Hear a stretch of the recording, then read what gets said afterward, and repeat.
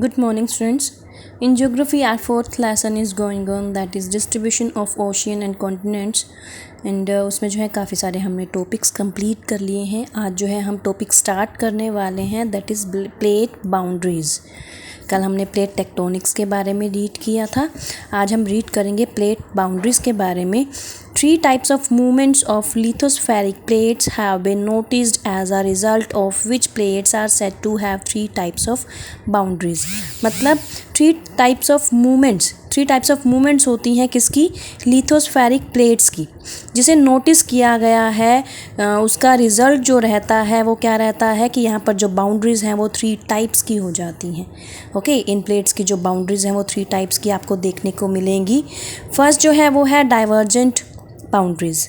Divergent boundaries में हम read करेंगे, there are some other plates which are moving away from each other. मतलब यहाँ पर और भी ऐसी प्लेट्स होती हैं जो एक दूसरे से दूर जाती रहती हैं. These plates are called diverging plates. और इन्हीं प्लेट्स को क्या बोला जाता है?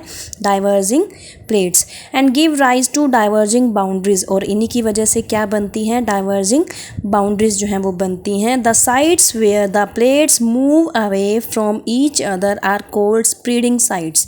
मतलब ऐसी साइड्स जहाँ से जो प्लेट्स हैं वो एक दूसरे से दूर जाती रहती हैं उन्हें क्या बोला जाता है? Spreading sides. Most of the diverging boundaries are along the mid oceanic ridges. और ज़्यादातर जो डाइवर्जिंग बाउंड्रीज होती हैं वो किसके पास होती हैं? मिड ओशियानिक रिजेस के पास. It is generally characterized by continuous upwelling of molten lava from within the earth. ये जो मेन करेक्टराइज की जाती है किसके थ्रू? जो अर्थ के अंदर से मोल्टन लावा निकलता है उसके through. The best known example of divergent boundaries is. मतलब यहाँ पर आपको डाइवर्जेंट बाउंड्रीज का एग्जाम्पल दिया गया है, वो है mid Atlantic ridge where American plates are separated. Mid Atlantic ridge में ही जो अमेरिकन प्लेट्स हैं वो सेपरेट हो जाती हैं किससे? From the Eurasian and African plates. मतलब अमेरिकन प्लेट्स जो हैं वो मिड अटलांटिक रिज में सेपरेट हो जाती हैं यूरेशियन और अफ्रीकन प्लेट से.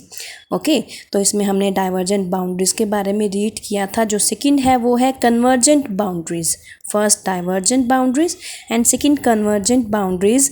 सम plates come closer and collide with each other. Divergent में क्या था? एक दूसरे से दूर जाती थी जो प्लेट्स थी. कन्वर्जेंट में क्या है? कुछ प्लेट्स जो हैं वो एक दूसरे के पास आती हैं और उनसे जुड़ जाती हैं. The plates which move towards each other are called converging plates. जो प्लेट्स एक दूसरे के पास आती हैं उन्हें क्या बोला जाता है? Converging plates. और इसमें हमने क्या बोला था कि some other plates which are moving away from each other. इसमें क्या है? क्लोजर, कम क्लोजर, और उसमें क्या है? Moving away. The boundaries between 2 converging plates are known as converging boundaries. और जो बाउंड्रीज होती हैं 2 कन्वर्जिंग प्लेट्स में उन्हें किस नाम से जाना जाता है? कन्वर्जिंग बाउंड्रीज के नाम से. When an oceanic plate collides with continental plate the denser oceanic plate is forced below the lighter continental plate. मतलब जब जो है ओशियानिक प्लेट मिलती है किससे? कॉन्टिनेंटल प्लेट से, तो क्या होता है? डेंसर ओशियानिक प्लेट जो है वो फोर्स होती है, उस पर जो है प्रेशर पड़ता है जिससे वो लाइटर कॉन्टिनेंटल प्लेस में अंडर चली जाती है. The overarm plate is subducted और thrust into the mental and part of the plate is melted. और जो दूसरी प्लेट होती है ओवरऑल प्लेट, वो क्या होती है? वो चली जाती है mental and part of the plate. उससे क्या होता है? मेंटल वाली साइड जाती है और जिससे जो प्लेट का पार्ट है वो मेल्ट हो जाता है. Melting also takes place due to heat created by pressure of rocks from above. और जो मेल्ट होना है वो किस रीज़न से होता है? हीट की वजह से भी होता है, गर्मी की वजह से भी होता है. जो किस वजह से क्रिएट होती है? Pressure of rocks from above. ऊपर से रॉक्स पर जो प्रेशर, रॉक्स की वजह से प्रेशर पड़ता है, वो भी एक रीज़न बनता है मेल्ट होने का. द मोल्टन रॉक, जिसे हम मैग्मा भी कहते हैं, rises to the surface forming volcanic mountains along the continental edge. जो मोल्टन रॉक होता है वो राइज होता है कहाँ से? To the surface forming volcanic mountains. Volcanic mountain से किसके साथ? कॉन्टिनेंटल एज के साथ. अल्टरनेटली अ ट्रेंच में बी फॉर्म्ड, एक ट्रेंच जो है वो फॉर्म होता है, उसकी फॉर्मेशन होती है। The Peru Chile trench has been formed by collision of the Nazca oceanic plate and the South American continental plate. मतलब इसमें आपको एग्जाम्पल दे दिया गया ट्रेंच का कि जो पेरू चाइल्ड ट्रेंच है वो कैसे बनती है, collision of the Nazca oceanic plate, किसके जुड़ने से, नाजका ओशियानिक प्लेट और साउथ अमेरिकन कॉन्टिनेंटल प्लेट के कोलिजन से। Okay, when two continental plates converge, neither of the plates can be forced under the other. In such a situation the sediments are folded and fold mountains are formed. मतलब जब to continental plates जो हैं वो ना तो plate मतलब किसी के अंडर नहीं आती, जुड़ती नहीं है, तो इस सिचुएशन में क्या होता है, जो सेडिमेंट्स हैं वो फोल्ड हो जाते हैं और उससे फोल्ड होने से क्या होता है, जो फोल्ड माउंटेन्स हैं उनकी स्टार्टिंग हो जाती है, मतलब उनकी क्रिएशन हो जाती है। The Himalayas and the Alps have been formed in this way. और इसका आपको एग्जांपल दे दिया गया कि जो हिमालयस और अल्प्स हैं वो इसी तरीके से बनते हैं। उसके बाद है third one, transform boundaries. First हमने किया था डाइवर्जेंट बाउंड्रीज, जिसमें जो प्लेट्स हैं वो एक दूसरे से दूर जाती हैं, और कन्वर्जन में क्या है, जो प्लेट्स हैं वो एक दूसरे के पास आती हैं। और उसके बाद जो हम थर्ड करेंगे that is transform boundaries. Two adjacent plates में slip horizontally past one another along a transform fault such as San Andreas fault in California. मतलब जब टू प्लेट्स जो हैं वो एक दूसरे के हॉरिजेंटली डायरेक्शन में रहती हैं, जैसे कि इसमें आपको एग्जांपल दिया गया है एंड्रेस फोल्ड, कहाँ पर, कैलिफोर्निया में।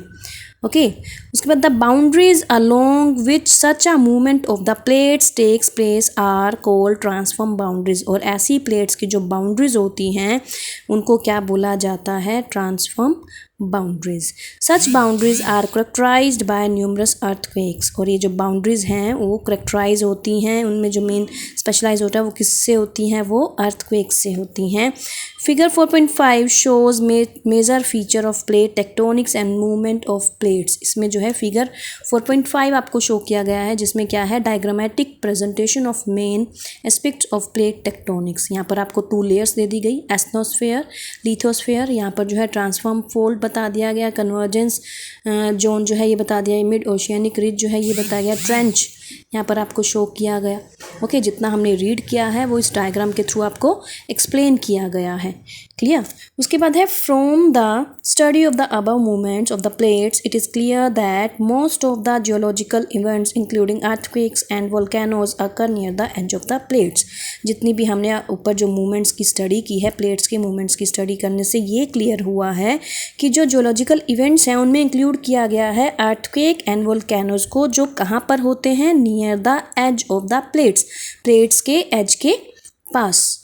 ओके, तो आपने जो है आज इन 3 बाउंड्रीज़ के बारे में रीड करना है, जिसमें first divergent boundaries, convergent boundaries and third जो हमने रीड की ट्रांसफॉर्म बाउंड्रीज।